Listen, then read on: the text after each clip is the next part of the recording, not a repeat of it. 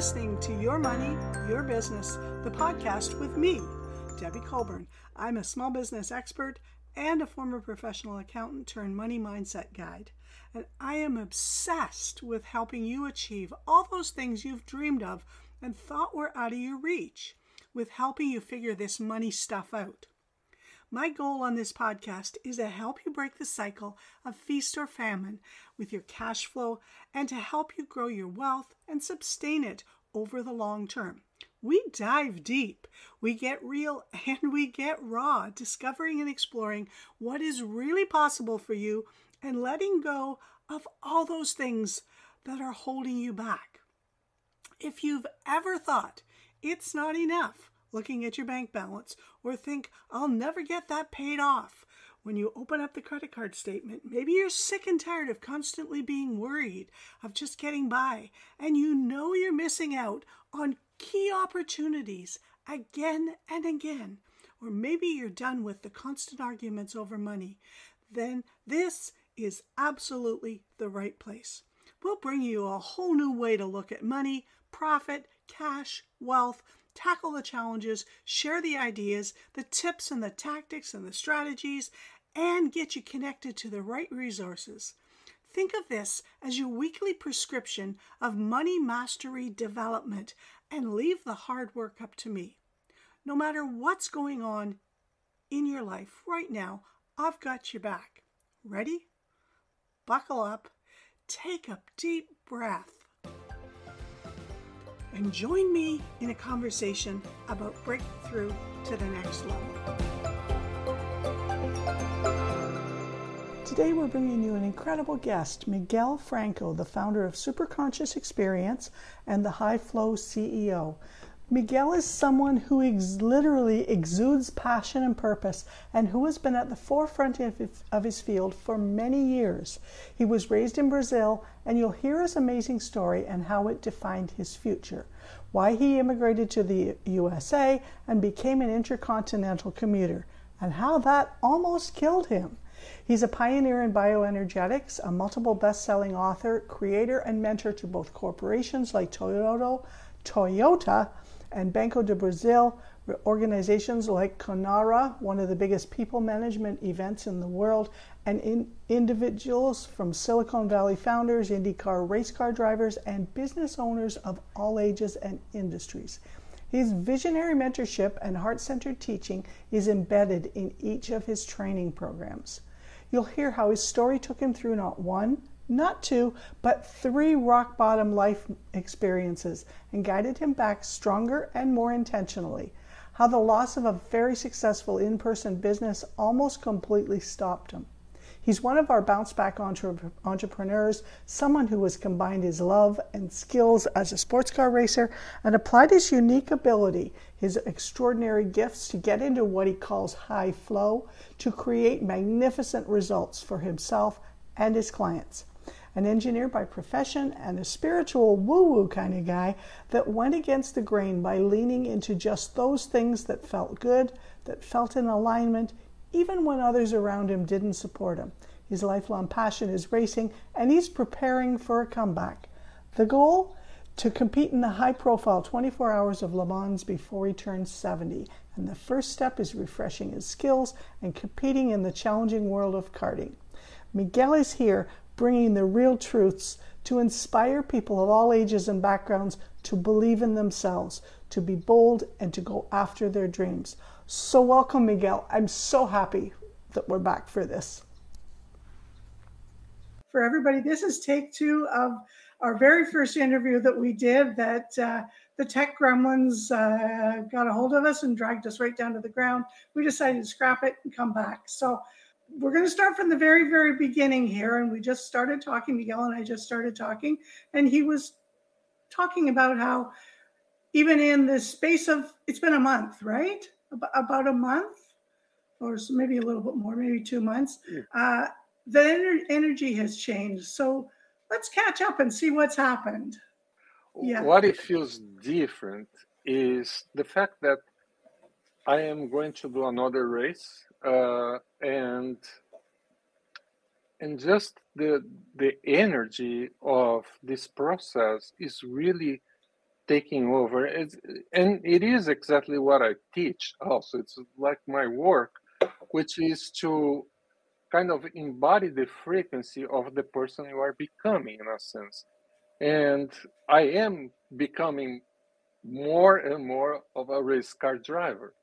And that is so amazing, so rewarding, so it drives my actions with a completely different approach, because I'm so connected with the process, and I love it. So there is a lot of affinity for what's coming, and what's coming is exciting. Driving has been a major, I think, I recommend to everyone, if you really want to heal your wounds, go drive, go racing. Yeah, exactly. That's awesome. I'm super glad to hear that transition has started to happen, because I know it was a bit of a challenge. So I went and grabbed my notes. I had filed them away in my things. So I had to go out and refresh them again. So let's sort of tackle it a little bit similar to the way we did last time. And let's start way back in the beginning, because everybody can tell from your accent that English is not your native language. Portuguese is. So let's go back to the way back. Okay. And let's start back when you were a young child. Set the stage. Okay. I was born and raised in Brazil, and I moved to America in 1981, I think. So it has been over 42 years that I live here. In fact, I lived here more than I lived in Brazil. So I'm also an American citizen and all that. Yes, but my background is, Brazilian culture. And relating to what I do here, I think last time we talked about the spiritual thing, how I got into spiritual development and things like that, right? So Brazil has a lot of centers, or spiritual centers, that promote healings and all that stuff. And it's very popular there. And it was a place where I found refuge from my overly sensitive nature, because I used to perceive, like, what you can call maybe beings, entities, and things like that.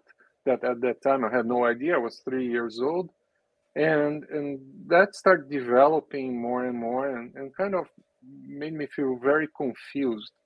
And my parents didn't know how to handle that.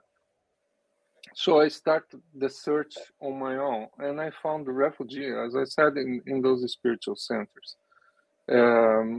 They're basically, they are more, uh, let's say, oriented to mediumship development, so to speak. And I studied several techniques of how to perceive energy and how to interpret energy. Um, but I wasn't quite much into the mediumship aspect of becoming a medium. It wasn't my interest on that, but I was highly interested in mediumship, which is like, okay, there are life after life. Is there life after life? And there are many Brazilian mediums that are well known around on the planet, and one of them really impressed me, to understand what consciousness is, because he used to channel artists like painters, and his name is Gasparetto. Anyone can Google Gasparetto mediumship and painting, and YouTube has a lot of videos of him. And this guy, basically, he used to close his eyes and in the dark, and he could paint with each hand and feet. So using his four how to say, limbs or Appendages. Yeah, limbs. appendages. Appendages. He used to, he used to paint at such a high speed in the dark. Uh, Artists like Picasso, Rembrandt, Renoir, and all that, and at a tremendous precision and quality, you know. So in fact, all his paintings are certified in a sense to match the original painter, which for me was very intriguing. Even if, you know, was like, how can one do something like this? You know, it's like out of this world. Anyway, that That's interests that's me in that's that's channeling, right? Is that what the channeling. technical term Yes, is for that? Yeah. yes, channeling. Yes. And the other medium that I also was very popular at that time, still is, but he's dead. Both of them, they have passed. Was Chico Xavier, who wrote like 400 books. He downloaded 400 books, and I mean, I wrote 3, and it has been a major challenge.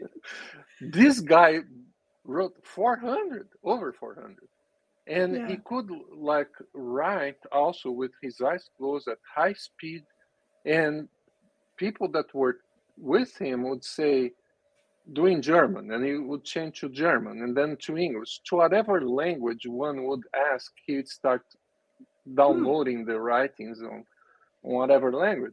And the guy had basically no instruction, you know. He had less than high school, and he was incredible. And apart from writing books, channeling books, he also would get a lot of messages from deceased people. So usually more for like the mothers who lost their sons, and they would go there to him in his center, I mean, huge place, and he would send the messages to the mothers.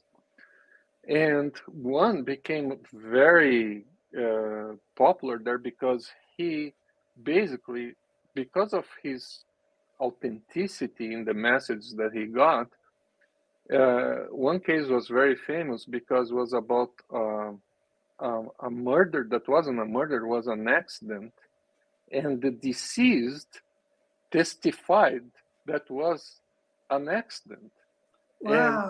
and gave all the details, everything possible to take to court. And the court, I mean, based on the channeling message, Yeah.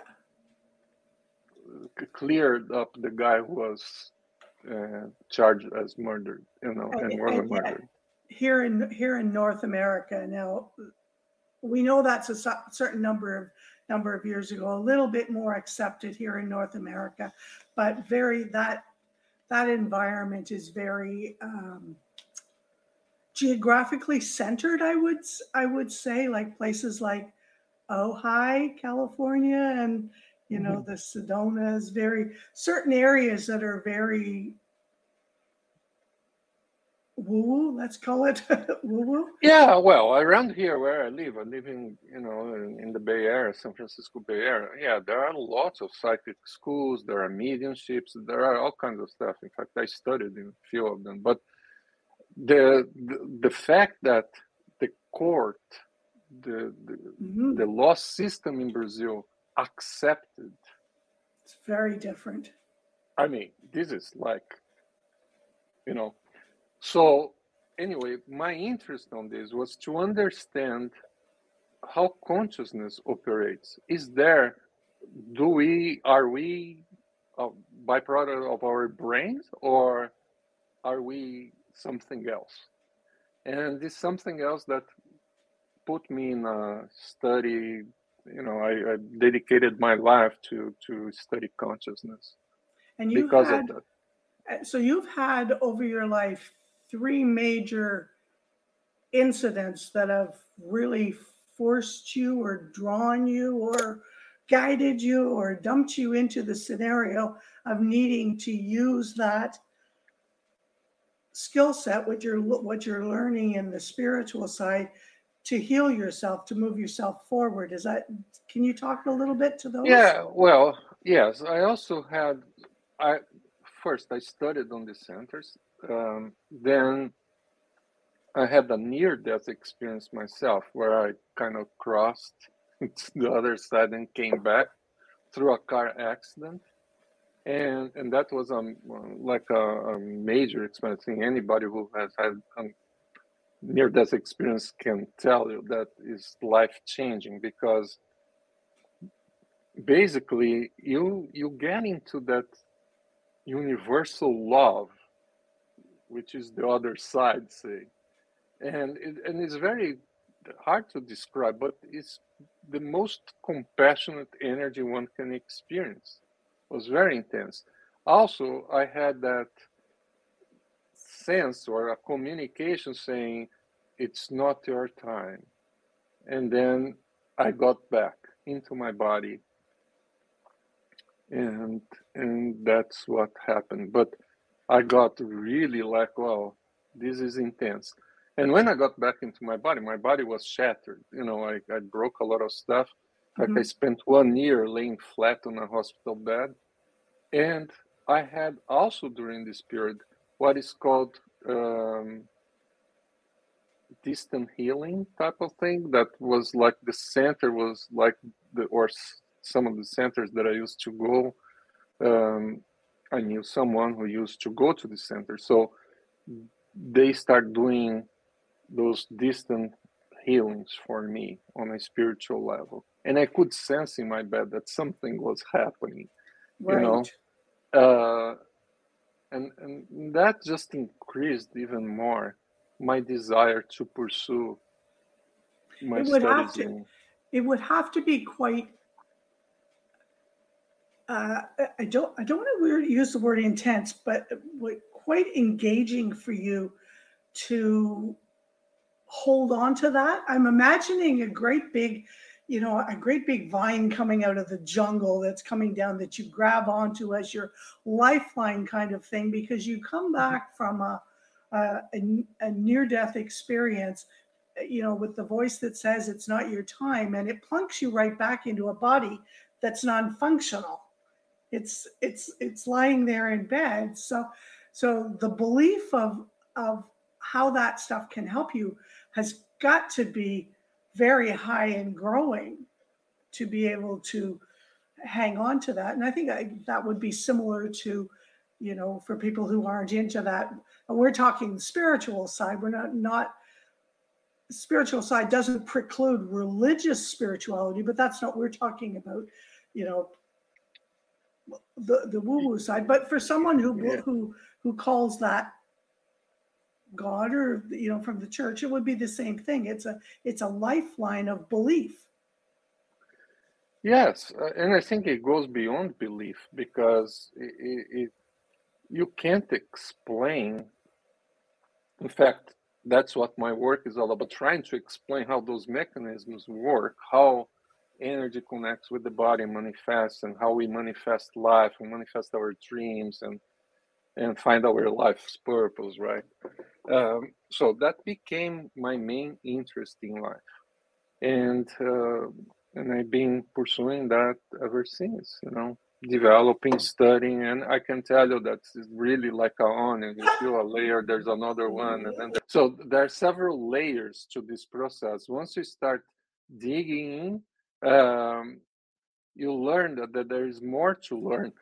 There's a never ending. When you think, oh, I got it, it seems that life gives you another jolt, say, for you to go deeper, for you to understand. At least that has been my experience. It seems that the challenges continue to show up, and for me to go deeper and try to simplify the way I even talk about that stuff, the way I communicate, to be like very easy to understand. So just to put another perspective on that, during this period also, I was going through engineering school, so my background is engineering. So I always had this scientific kind of way of looking at that stuff. what energy is, frequency is, and all that. I use a lot of logic too. It's like I'm very pragmatic in my approach to this. So I think the combination of the intuitive aspect with the pragmatic approach, it's giving me, and always has given me, ways to explain and to create practical ways to apply those information that comes through. So that's. I think that's as you're talking. Sorry, I apologize to anybody if you heard the little bark, bark, bark in the background. When we set this time, usually it's very quiet around here, but the next door neighbors have guys working on their yards, so the dog is reacting to the construction guys next door. So I just had to pop it onto mute. So the question that was coming up in my mind is sometimes when people are, let's call them left brain engineers, accountants, all that sort of stuff, and the creative side, is whether you want to define it that way or not, they work separately. But what I find through myself, through looking at other people and so on, is as we get older, it seems to become easier to use them as partners. So you were talking about you have your logic and then you have your other side. So logic would say, this is the science, you got to be able to explain it. Whereas the other side, it's not explainable, it's fluid, it's fluffy, it's, all sorts of different stuff. But how do you help them work together? Yes. Well, I try to create my little systems here to make it a practical way, for me personally, I like to write, I like to put down information and then to look at it in a very objective way. But yes, it has created many challenges on how I function because sometimes I don't take the action and I stay more on the receptive side. And for me, that's what reality already is. It's happening. So I don't need to do anything on the physical. And sometimes it doesn't work because you do need to take action on a physical level to make that perception or that reality, that dream, that goal to become manifested. Mm-hmm. So for me, sometimes it's very challenging. And that's where now the racing is really helping because you gotta be in your body 100% in present time, taking action. Otherwise, you don't do it. Yeah, so, exactly. You're a passenger. Yes. So, and I noticed, perhaps you mentioned that I'm happier now, but it is true because I am engaging much more because of racing now with the physical, this 3D world that we live in. You have to not only drive, but also I take care of the cart. I only use a team when I'm going racing, but for most of the time that I'm practicing, I want to work on it myself. And it's helping me with the dexterity to pay attention, to work with my hands. And it has been a blessing to do this. I have some people that support me, yes, because, give me some orientation on what to do with the tools. But I am doing most of the work, and it's been so rewarding because I feel so much more present now in my life than ever. So it is like, it feels like I'm really doing what I came here to do. Excellent. And I think the racing is basically like a vehicle, a channel for the energy to come through and for me to do the work I am doing now with consciousness. I think sometimes it's like it unlocks a door that couldn't be unlocked coming at it through the logical side and so on. So it's like in my weird world that I live in, I picture a brain and two different pieces, and on the right hand side there's a big padlock, and it requires a certain combination to get in there to open that out, to let all that, you know, bright colors and illumination and all those sparkly airy, those ideas and stuff to come streaming out. But when we're stuck over here where there's a mountain in the way and we can't get around the roads to get over there to figure out what the combination is, we get stuck and we get unhappy and we get spinning our wheels, and we want to throw things that have the potential to be incredibly amazing in our lives and for other people and so on out, because we can't figure out how to get over here and open that up. So why don't we go back a bit, because we've leaped a little bit into racing, but we haven't talked about the fact that you are one of what I call a bounce back entrepreneur. You're making a comeback. You've had a successful business before, although be it in Brazil. And as you said on our last conversation, at the time we talked, you were the internet's best kept secret.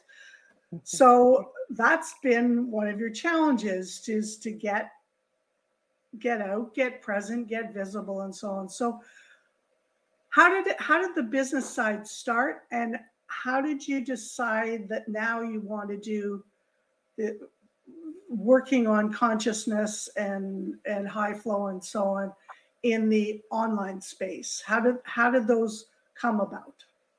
Yeah, so when we talked last time, I mentioned that I had some resistance towards doing the online thing, showing up, doing videos, even interviews and all that stuff. You know, I'm a very private person. And at the same time, at that time, when it started a few years ago, as I mentioned, I had been in Brazil taking care of my parents until their passing. So I spent 1 year there doing this, and I got really sick, tired, emotionally drained, physically, and all that. And that didn't contribute much to the for me to go and do dances on TikTok, right? So It would take a lot for me to do a dance on TikTok too, yeah, or to put my dog on TikTok. right. So and social media wasn't my thing regardless before. So you know, but I think now what I recognized was that my passion was, or what I was about, the passion that I had for life, in a sense, when you have such a tremendous traumatic experience, that I can say that it was very traumatic to go back there and take care of my parents and stay there, and being physically exhausted, emotionally exhausted, and all that. It took a toll on me, and like I couldn't experience much joy and much enthusiasm because I had no energy.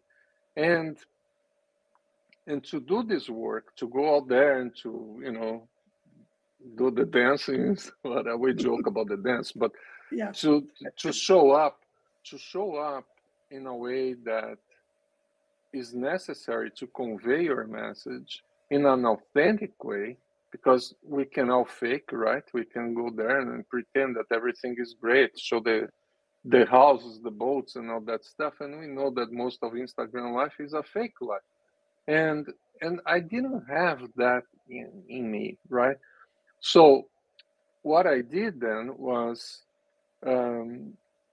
just to give a little bit of a background that of the racing, I raced go-karts when I was a teenager in Brazil, and I really loved, was the thing that really, for me, gave me life at the time, like the experience of being one, and when I could use those precognitive skills that I had for driving, because it was incredible. The way I used to drive was so natural, or supernatural, because it came to me in a way that was beyond my psychomotor skills. I could drive at the limit of the thing without really having the experience to do that. And And that never left me, in a sense, never left me. So when I had the business in Brazil, to give some background, I had a business in Brazil in the 90s by accident too. It was like I wrote a book and this book became popular. Then I built a center there. I had students come while commuting from the Bay Area to São Paulo. Basically, I had a partner, business partner that organized this stuff for me. So I would go there and teach classes on this. And the main thing was like, well, I still love racing. Can I combine this with racing? And then suddenly, I wrote a second book, and the second book, which is called "In the Age of Intuition," Na Era da Intuição in Portuguese, became a bestseller. I was a speaker at CONAR, which was the largest. It is still the largest human resources conference in Latin America. So I had a lot of companies being there. And that resulted, summarizing the whole process, it resulted in a sponsorship project where I was invited to teach for a major brand, Rayovac, my system of consciousness engineering, which is connecting with your superconscious mind. Right. And that was like 1997. And they sponsored me to race here in America in a Formula Mazda car. So that was a dream coming true for me because I could really bring both aspects, my passion for teaching this thing, the superconscious activation, and my passion for driving. And I could demonstrate through the driving process how what I'm teaching, to validate my teachings to over 500 employees, saying, okay, I never drove this car before. It's a very powerful car. And I'm going to show how we can access our superconscious, how we can access this energy, something that I'm very passionate about, to demonstrate how I can drive this thing, right? So, and that's what I did. And I did really well. I ended up a runner-up in the championship. I won a race. I was really quick. And so that was a major validation. After that, as we talked a little bit before, I had a system crash, say, because I got really sick because of part of it, because of the traveling that I had to do. I did the traveling for almost 8 years, commuting from the Bay Area to São Paulo, which is not easy. And many things happen, emotional stuff happened, people died in the process. So that was like I experienced the dark nights of the soul, so to speak. And I put my life on hold and all that. And I had a tumor, I had to work through that. I had depression, you name it. And I overcame that. And it took me many years to do that. And as I recovered, I started writing again and I started doing this. And when I came back from Brazil a few years ago after taking care of my parents and not enjoying the process of the online business, I said, the thing that I loved most when I did this work was when I raced, when I put this package together. So I said, can I do it again? Yep. So the only way to find out was doing. So I went to the track and rented a cart, drove the cart.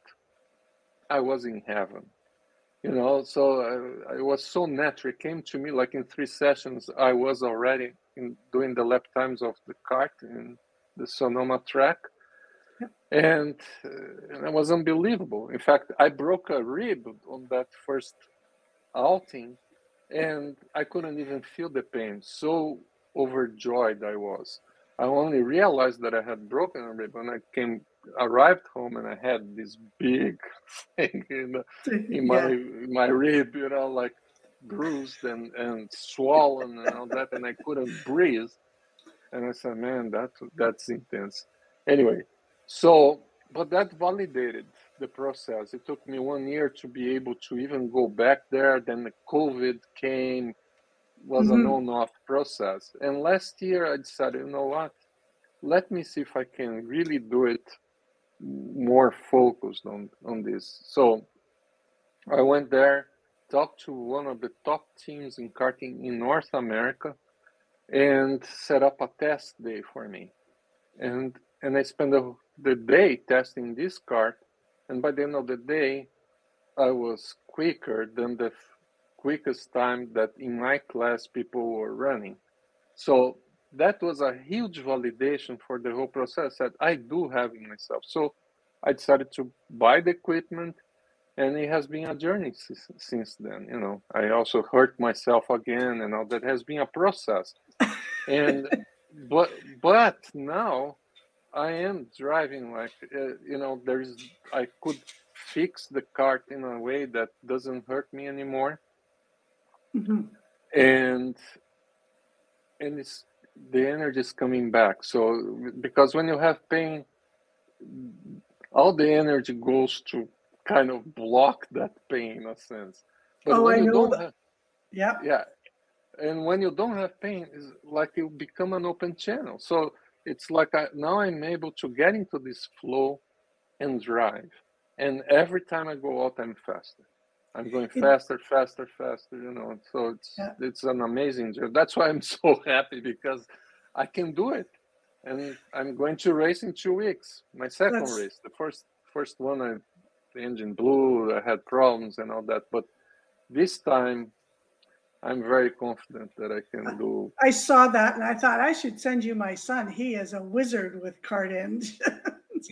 He's currently, they just they're running super production. They've got these two amazing cars, and he and his son are off right now, but he's number one in they built a from scratch Micra that they're running in the Challenge Cup, and he's won all the races, so much so that they've added on more weight to him because they can't figure out how he's doing what he's doing, because everything is there, and it's like, okay, I know how he's doing it because he's dialed in up here on that. But I know what you're talking about. So I had a couple of things, and I just went out my fluffy head here. So you were talking about pain, and I pinched a disc about 5 days ago in my brain. I just put all my work and everything aside because I can't work in pain. But just to step back and let's go back to TikTok and Instagram. It's one of the realizations, you know, we everybody jokes about, you know, dancing on TikTok, and literally that's how Charli D'Amelio got her first 100 million followers. But she's an amazing dancer. You know, that's the thing. But I had a realization, and this would be a realization that only someone of our age would be able to have, is that TikTok and Instagram Reels are exactly the same as America's Funniest Home Video that we used to sit and watch in the early 80s and so on. It is the exact same formula. It's just a different device. It's mindless entertainment that allows your brain to disconnect. And so when I went, okay, that's great. Well, that's why people do that. But I am not an entertainer. I do not want to do that. And it made it very easy for me to say, at this point in time, I don't want to do that. On my fitness business, on Fitness for Dogs business, it's a good fit for TikTok. So it's there, and it's a good fit for Reels and so on. But I just have yet to figure out whether that makes sense. And for me, I know that, like your racing, is if I'm not out climbing and hiking and doing all those outdoor, like, call it communing with nature, like real nature, not just standing out in the backyard getting a suntan, then I'm useless as far as being visible or getting anything out, because it feels like banging my head against the wall, because I'm not, because this side isn't unlocked. Well, the thing that I'm really coming to terms, and again, racing is the trigger for all that, is I changed my perception about social media. It's not that, I'm not resisting it. In fact, I'm learning now. This morning I was recording a video where I'm going to put, but more as an ad, not as just content, uh, to launch my business, to launch the high flow performance group that I have, and I'm feeling good about it. It was like I'm been practicing because I need to practice more articulate my thoughts and all that. So I'm practicing before I do it, and but I'm changing the perception.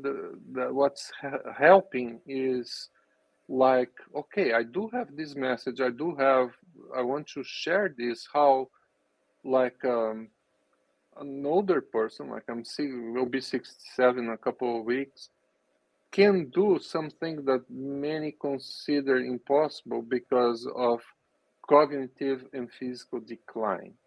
And Mm-hmm. and I think I want to role model this process because karting is very intense. And and as most drivers would say, is the purest form of motorsports there is, because there is more equality in a sense, and it's highly competitive. Like in 1/10 of a second is can fit 10 people. Mm-hmm. So it's a will to will competition in its purest form.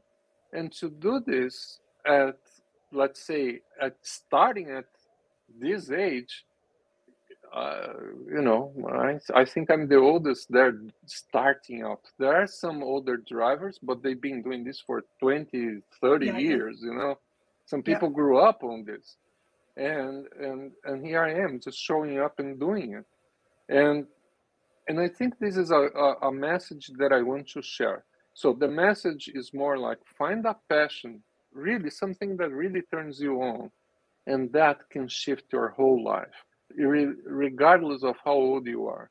And finding a way to do it that, so it's forcing me in a good way to build a business around. I have sponsors. I have a sponsor that's helping me out, which is a client of mine, a young person Yep. who believes that's his logo here. Yeah. uh, and I don't know if people can see, but that's the logo, Buscube IO. Yeah. I've uh, seen so that. Yeah. so he's really part of this process. He endorses, and together we decided, okay, let's share a message together. Let's do something that we can help other people to believe themselves, regardless of their age, financial situation, and all that, because racing is expensive, as you know. So, and I'm finding the resources to do it at this age, and doing it as a business. And So I I want think to that's the, share that.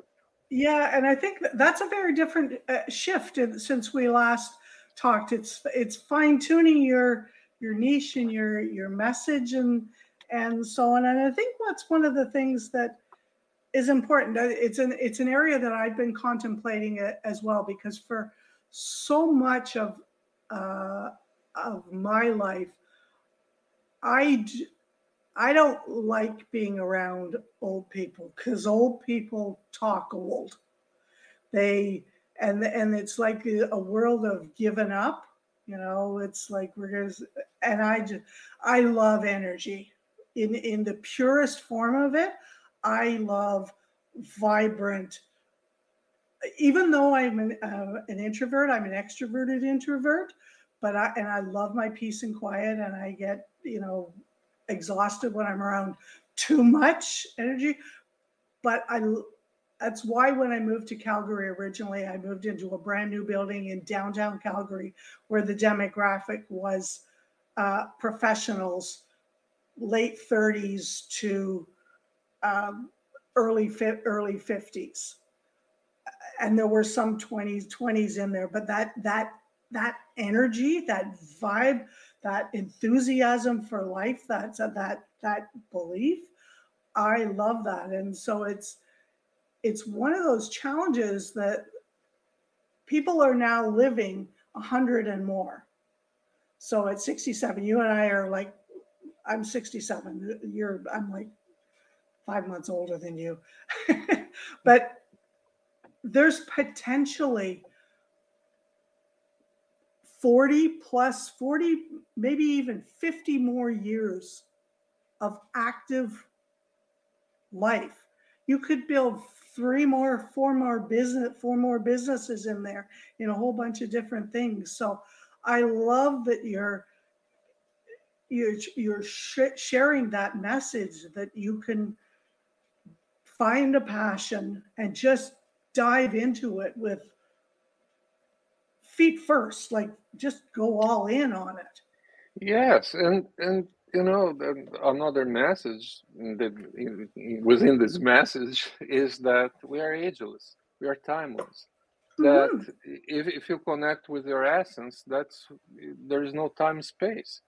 It's only we are defined by our physical body. By yes, I'm getting older, have white hair and all that stuff, but it doesn't.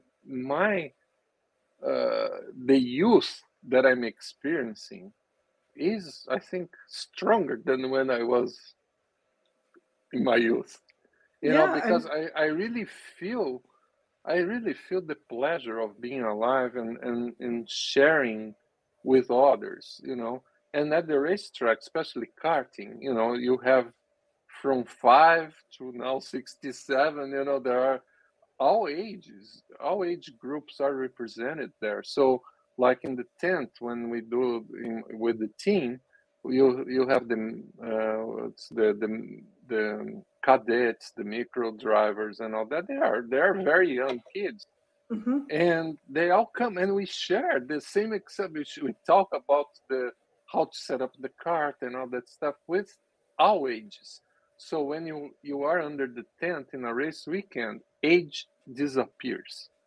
Mm-hmm. Because whoever is driving there and whoever is supporting us as a drivers, like the teams, the mechanics and the daddies and everybody else, you don't look at the driver as a kid. You look at the driver as a race car driver, Yep. regardless of the age. So I find this so rewarding because it is true. Like I'm in an age that most people that I know is retiring, and I don't want to retire at all. I want to do this work as long as I can. As long as I have the energy to do it, I'm gonna do it. So yes, I feel that when you have old people talk, and I can't relate to that.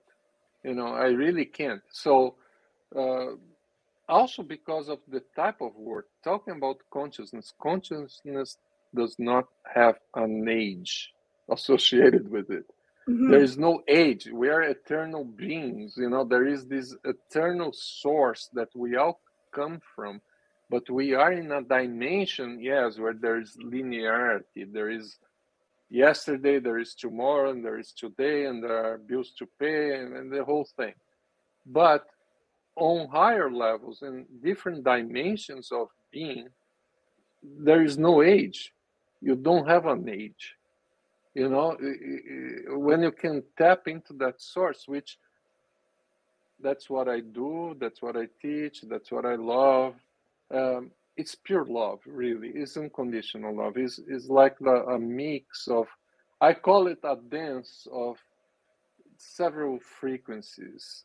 And it's beautiful to when you can embody that dance within you, Mm-hmm. because everything basically disappears. All you have is compassion, care, appreciation, gratitude.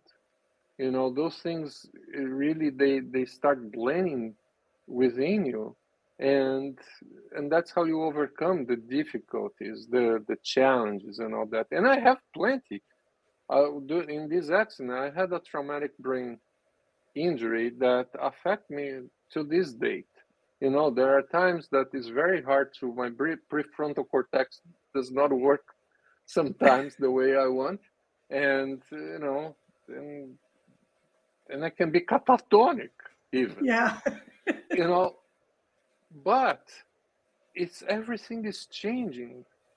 Because of the driving, I am rewiring those patterns in my brain that are not functioning well, replacing with different pathways that allows me to do other things, you know. I So find that um, I'm quite conscious of where I have days where I feel like they're kind of my thinking is foggy. I think that's the term that people use. But when I'm doing something that is what you're talking about with your racing, whether you know whatever it is that I happen to be doing, it's like they light up and go on fire.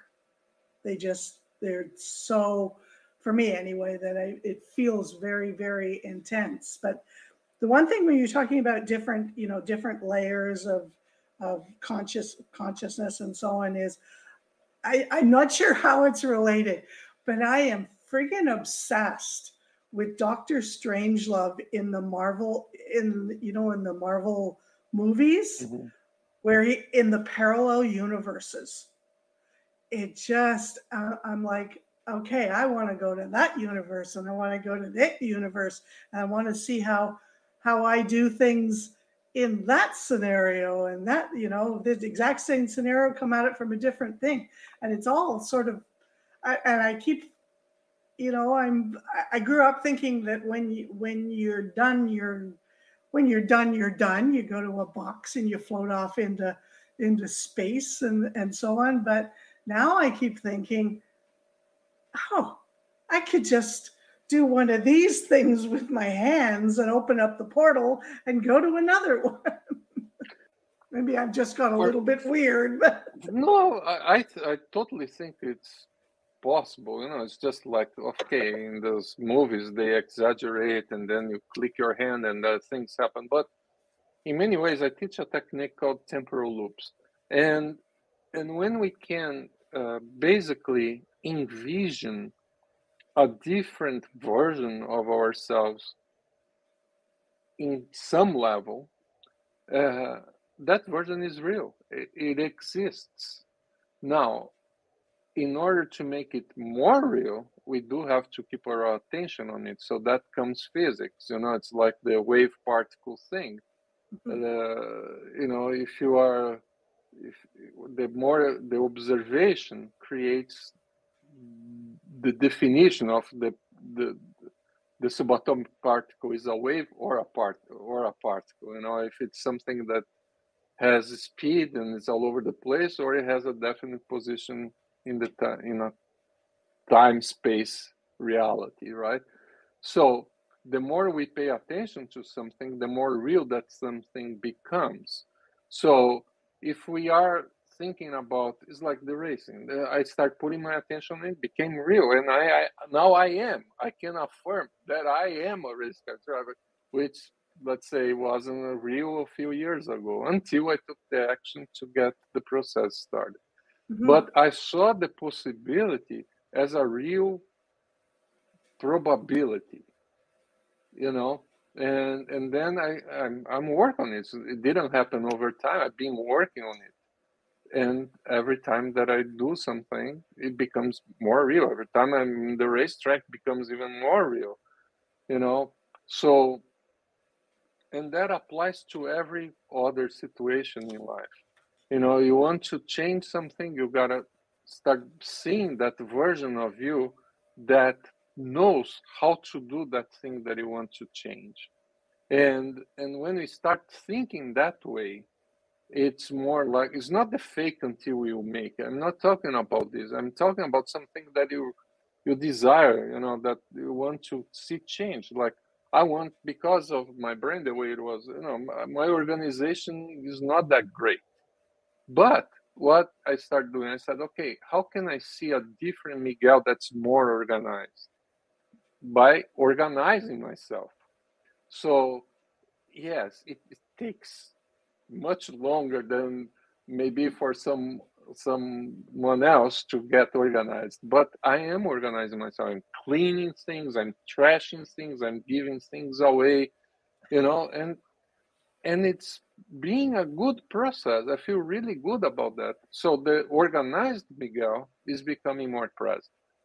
Say, So you said something in there which I think was very interesting, because it's something that I know that I struggled with, and I know that a lot of people struggle with, and you had mentioned, it's not faking it till you make it, but people, when you say to someone, um, you have to feel, imagine yourself as a such and such, and they try to feel it, but that's the impossible. I think that's what one would call the impossible leap, because you can't feel, like, if you, it's easiest for me to talk about money, for example. So if you want to make $50,000 a month, literally impossible to flip a switch and know how it would feel to make that. But if you could, you said you start to see yourself as doing something, as a race car driver. So you're seeing pictures of yourself of doing that. You're seeing yourself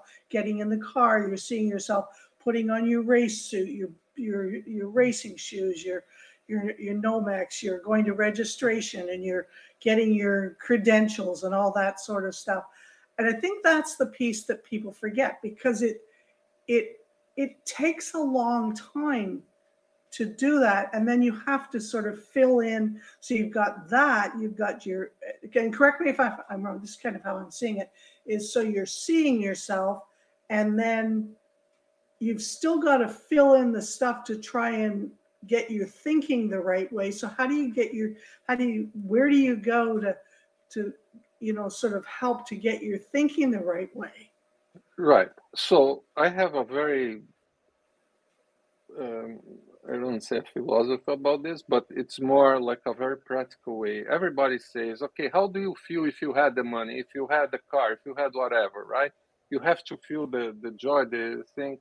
Well, can you feel the joy, the fulfillment, the beauty of life now, regardless of what you have? You can, everybody can. And so from that state, as you start to work to experience that, regardless of if you have that thing that you want or not, is the first step. You have to work on your own happiness today. Feel that's why all religions and philosophies and new age people tell, oh, practice gratitude. And it is true. The more you Mm-hmm. do it, the more present it becomes. But it's not only gratitude, it's a series of things. For example, the to be feeling real as a race car driver, I created my jacket, I have a t-shirt, I have, apart from my uniform, that's all my branding of Mm-hmm. my process, my racing team, myself as a driver. And I wear this every day. I'm wearing now, right? So it makes it feel real. So when I put this and I'm always on, I'm always thinking, yeah, I'm racing. I'm a race car driver. So I have weights here. I have things, like in my desk. I have things that I use to exercise. So if I'm watching a video, I put this and I start doing exercise, and as I'm doing this, I'm validating the fact that I'm a race car driver. I'm Mm-hmm. working on my physique. I'm working on my strength, on my power. Right. So I try to make as real as possible the process, because it is real, it is happening, and the more you do it, the more real it becomes. So And that just naturally um, pushes your thinking, or guides your thinking into thinking like a race car driver, or yes, whatever your goal is. so in a sense, it's like, well, can I, the 50 grand that you said, well, maybe you're not there yet, but do you have a grand? Do you make a $500 thing? Mhm. Validate that. Validate the fact that you manifested. Like today, I didn't even know that a sales page for my book. In fact, let me do the plug-in here. The Plug drive that to book. the drive to in book. I'm creating like a community now to where people can have access to this. And I completely forgot because I put a sales page for this. It is in my website. Yep. But I haven't promoted. I thought I had retired that page because I'm doing this new launch, and today someone bought a book. Wow. And I said, God, where is this? I got a sales notification. What the hell? And then I forgot. I completely forgot that I had a place for people to come and buy. Say, and I so had it's that. like I what? had that linked in you. I had that linked in the thing. Yes, but it's not like I because I'm my mind as again, the multi-dimensional thing. I'm Yep. already in a different process doing the racing. I'm not promoting the book, and I'm going to create a new page for the community instead of the book. And but just as a reminder that money can come in different ways, completely unexpected, right? So and I validate that the same way when money goes out, like, oh, my expenses this past month have been higher than usual for different reasons, and but it doesn't freak me out anymore. It's more like, okay, I can manage. So I think the word is manage. It's like managing your emotions, managing your feelings, managing your organization, managing life. I think it's really a self-management process that we all have to develop.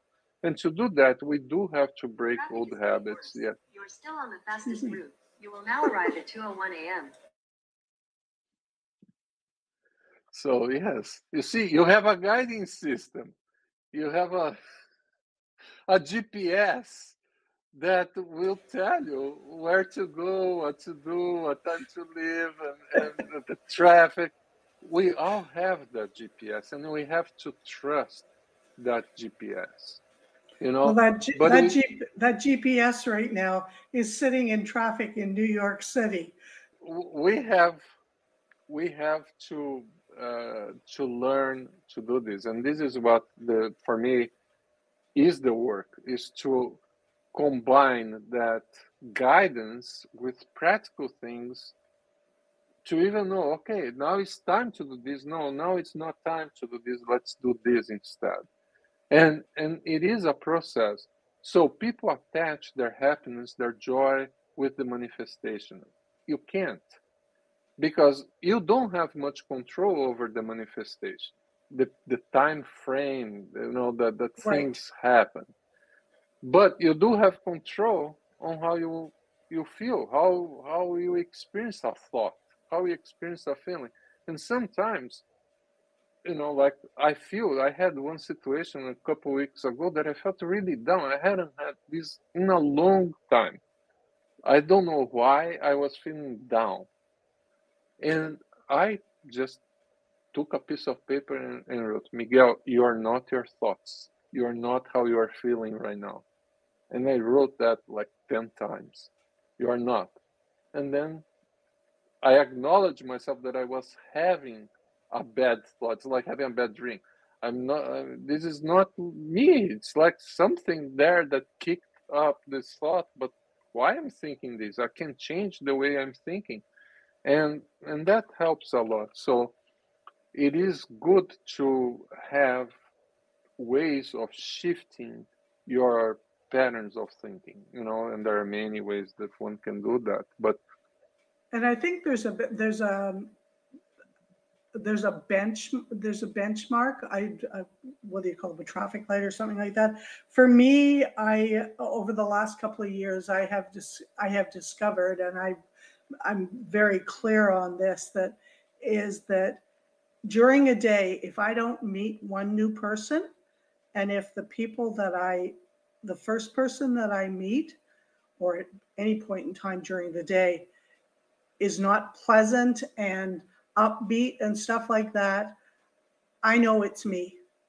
And those are my, they're like triggers for me.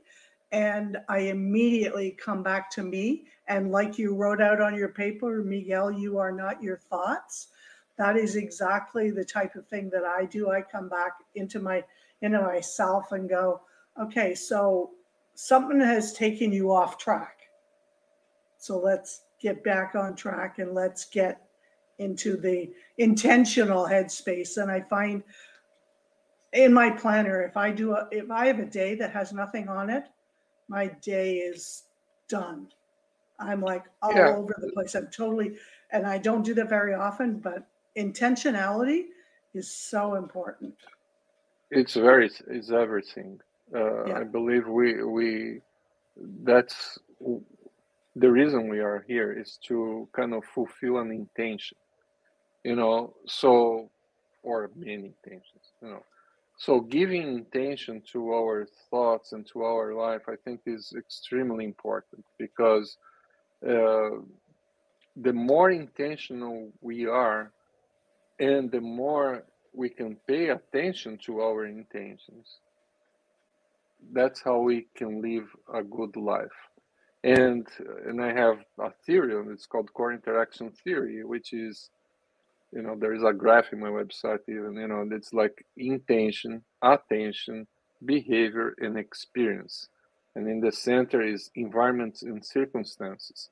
So if you are not keeping your attention on your intentions, your attention goes to the environment and circumstances, the information that's coming from the environment and circumstances, or from habitual ways of thinking and behaving. And so that detracts you from your intentions. That's why people feel frustrated. First, because they don't have clear intentions. Second, because they are distracted by what the environment or the circumstance is dictating, or they are accepting that as a way to pay their attention to that, or to like habits that we have that keeps making us think and feel the same way every day. So the more we can have clear intentions, the more we can choose to put our attention on them. It's a vibrational process, like the wave particle thing. You put your attention, it changes the wave into particles, say. So the more we can have our attention on our intentions, the more we can experience the joy of our lives, because life is intentional. That's my Exactly. way And of seeing. just as you were saying that, I'm thinking I don't know, you don't know this, but I set an intention when these guys came next door, these construction guys, that they would call it quits really fast. And did you notice I don't know whether you could hear the noise. They were only here about 5 to 10 minutes and they were gone. See, I did the that. power of intention. It helps, finding parking spots and all that stuff. I think it's really so trusting that this can happen more often than not. It's important because that keeps you on target. Like I'm creating a list now for everything I want to clean up in this apartment. And what I looked at, the list that I had was like a long list of cleaning the oven, the refrigerator. I mean, if you want to leave the whole thing the way you found, you really have to do a good cleaning thing. And we've been here for many years. So it's like I told my wife, well, let's just follow that list and create a very bright, let's change the energy of this. So Yeah. I'm creating a list, several lists, in fact, and I have a big whiteboard that I use for the business, but it has another side to it, so I can flip, and the other side will be our to-do list for the household. That helps to keep one focused on Yep. what needs to be done. And the same way goes to the business. So if you want to get the business off the ground. You gotta plan the business. You know, like I'm planning now. I'm planning a launch, and there are days that you have to do certain things. You have to plan that to start the process. You know, Yeah. and the list is growing, so it's very easy to feel overwhelmed. I mean, the whole thing about that's what I, you know, the teaching of this process of the high flow. When you are in high flow or when you are in flow, you can dissolve overwhelm, you can dissolve fear, you can dissolve all that stuff that tells you that you are not good enough, that you don't have the time, that you don't have the money, that you don't have whatever it is that is blocking you to take action towards what you want. So This is coming up, right? You have a new cohort or something starting with your. yes, in August I want to start a new, or to put out this whole new process. I totally rewrote my program. But what I want to do is to have, I'm going to put a cap, maybe 15, 20 people on that, maybe less, maybe more, I don't know. But there will be a cap, because what I want to do is to do a very intimate process, not being just a course. Because course, if you sell a course, an online course like I did, the completion level is not that great. You know, people don't really do the thing. What I really want to do is to work. It's like if I was doing a private class with someone, but with in a small group, it's easier to do that way. Yeah. And to take people for 90 days into a process, you know, 12-week process that, yes, they'll have the course there more as a textbook, but I'm going even to record a new one.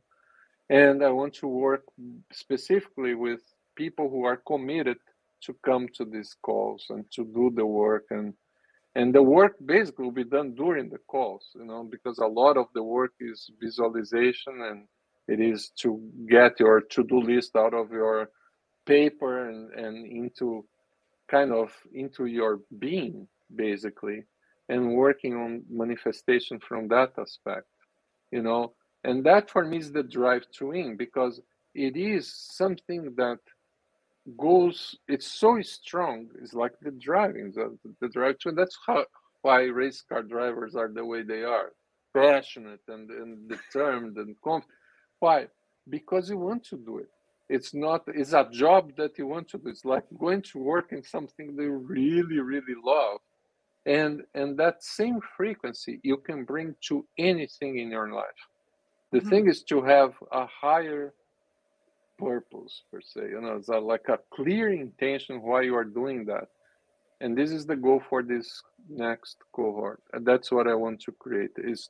And in fact, it will be good because I'm experiencing this so intensively because of the driving, that, I mean, I get out of this car every time I drive. It's like, oh God, yeah, oh yeah, you know, it's such a beautiful thing that. Yeah, there's your Instagram reel. That thing that you just did is the camera on when you get out of the car and you go, "Oh my God, this is so amazing! You cannot." That is it. Yeah, I need to learn all the how to put subtitles and all that stuff. I still have to go through this process, the It's just captions that, thing. yeah. But Yeah, it's just you know, that moment. yes, the capture that is amazing. So what I've been able to do is to capture that energetically and recall it every time I'm feeling like, oh, what do I do next? Is to bring that feeling in, and experience that. It's an experience. Experience is energy movement, and when you can bring that energy within yourself into every cell of your body, I call it become coherent with a frequency. When you can become coherent with a frequency, and in this case is the drive to win frequency, you become coherent with that, you start like pulsating that inside, and that drives you into action, drives you with confidence, with joy, with determination. And that's what I'm bringing to my business, and that's what I teach people That's what I want to convey, how you can do that energetically in order to do the physical aspects of life, say in this case, business. Excellent. Right. I remember hearing Matthew. Do you know Matthew Hussey? He's a big podcaster out of. He's a relationship expert out of the UK, and he calls those emotions emotional buttons, and he has a spreadsheet with about 500 of them. They're they're events that have happened in his life, and he has a little blue button beside them. And when he's going to do something and he wants to get a feeling, he goes and finds the button and embodies that button feeling. Well, one quick way of doing this, and anybody can do this, and you see that in racing, but also in basically every sport. What happens when a race car driver wins a race? What he does in the cockpit, usually? You know that. Well, you are driving, you cross the line, you got the checkered flag, and you won the race. You are in the cockpit. What's the first thing people do? They scream.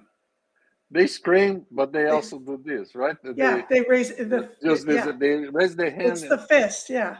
The fist, and they do this, right? Yep. So that can be your anchor. And if you pay attention to most sports people, a guy scoring a goal, Pelé, he would jump and he would kick the air with his hand. It was his trademark celebration. Yep. And most athletes, they do something with their hands, their arms, they lift. Okay. Yep. Perhaps someone has done a study or a research on why that happens and what it triggers inside. But I know for myself, because I won a race in my Formula Mazda, I know that I was doing this for the whole lap. Yeah. But then I start kicking the steering wheel. Yeah, they hit the steering wheel. Yes, and that gives you that feeling, of confidence, of joy, of good job, I've done it. And I tell one of my clients all the time, just do this, just pat yourself on the back if you don't want to do this. But now what I do is I connect with that energy, and I can recall that feeling of crossing the finish line first. Yeah. So it's a sense of accomplishment, because for me, that winning that race at 40 years old, the way I did, was the blessing from the universe for me, because it was an achievement. I worked 40 years to get there. Yeah, it's fascinating, because I have a grandson he's 10 and he plays AAA hockey. And when he started scoring his goals, he would, as soon as he scored a goal, he would leap up in the air, and then he'd land on the ground, get down on his knee, and spin. And now the hockey league has banned any kids from celebrating. And it's a very sad piece that's happening through children and lower, under teenager and below sports. There's a wave of people that are saying it's not okay to celebrate when you do something good. Yeah, that's sad. It's horrible. That's very sad.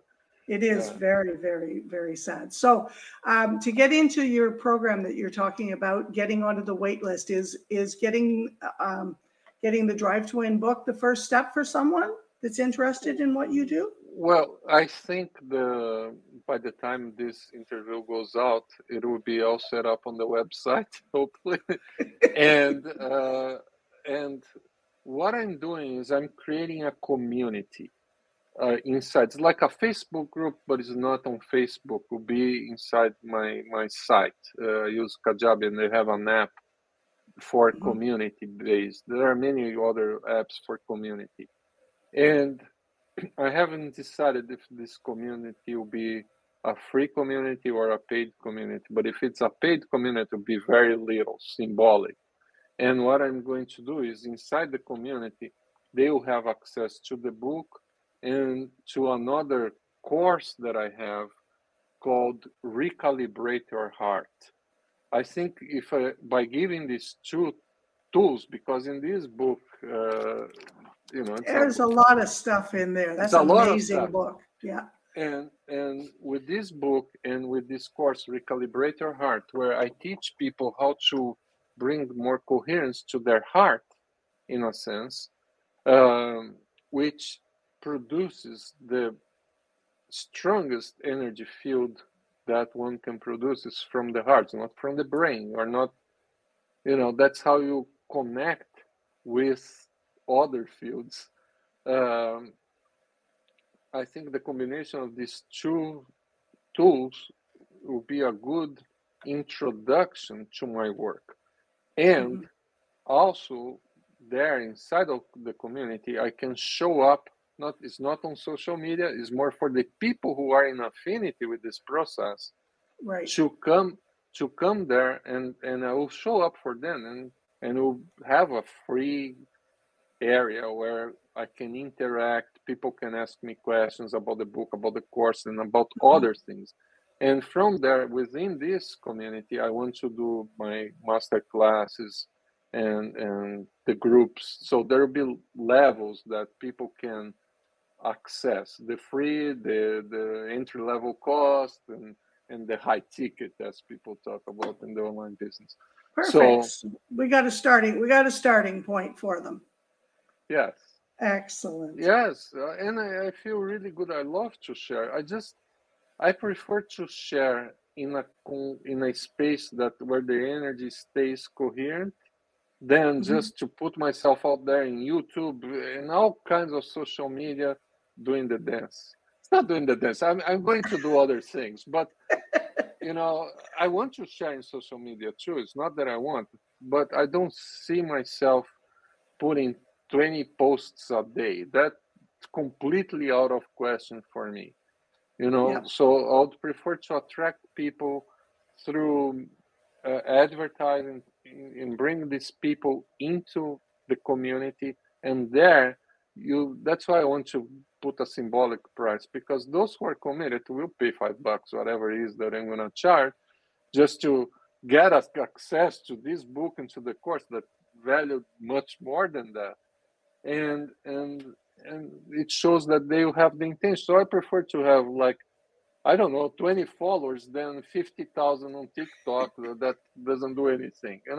So it's more like the energy stays more coherent that way, and for me, it's more rewarding to do the work.